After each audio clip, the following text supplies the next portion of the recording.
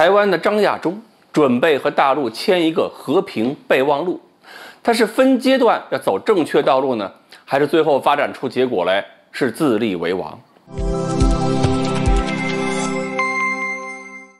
各位网友，大家好，我是罗小飞。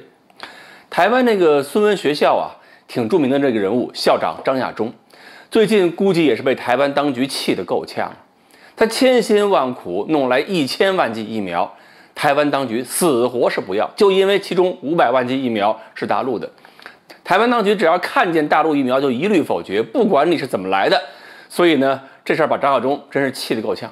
其实呢，就算台湾那些个顽固要闹独立的人，为了救人，能够向大陆买疫苗，买完疫苗之后，哪怕你回过头来继续喊台独口号，起码你也是救人了，毕竟还有人味儿啊。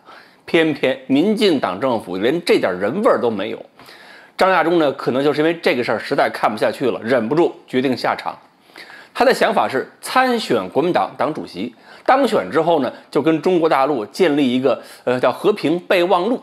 什么内容呢？就是说利用解放军施加的压力，利用解放军的战斗力，让台湾民众自个儿选吧，你是要和平还是要战争？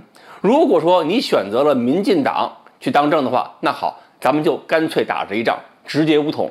如果你选择的是国民党，那我们还可以回到9·2共识的道路上来，起码老百姓还能享受和平。也就是告诉老百姓，只有选了张亚中，选了国民党，才是唯一的和平出路。其实呢，张亚中算是个老统派了，这次为了救人也算是付出了不少心血。不过呢，我们还是要给他泼冷水，你这么干不行啊。首先你得想清楚，现在的问题是什么？是统独之争，可不是民进党跟国民党之间的问题。谁能保证你国民党上台之后就走的是一条统一道路？这一条你张亚中能保证吗？如果说国民党上来之后继续是这么多人玩这个独立道路的话，仗还得接着打呀。因为核心是岛内多少人现在意识到了统一是正确的，你张亚中有这个底气吗？如果你有这个底气，你何至于说用大陆的军事力量来吓唬老百姓啊？如果你真有这个底气的话，你当选之后就直接统一了，不就完了吗？还至于我们用军队来吓唬吗？根本用不着。加上台湾各种洗脑教育结果不是一朝一夕能改变的吧？你如果不能够改变这个本质问题，那一样是要面对战争。如果到了这一步真需要动手的话，我们也不需要喊什么9·2共识了，你坚持这个也没用。其次呢，国民党这个水平能撑得起张亚中的理想吗？国民党真要是有那个执政能力，真要是有这个水平，何至于分崩离析到这个德行？就连党产被民进党抢了，还需要高喊一点台独口号，向民进党求放过？你当个国民党主席就能改变国民党的命运吗？就能改变台湾的命运吗？最重要的是，大陆需求是什么？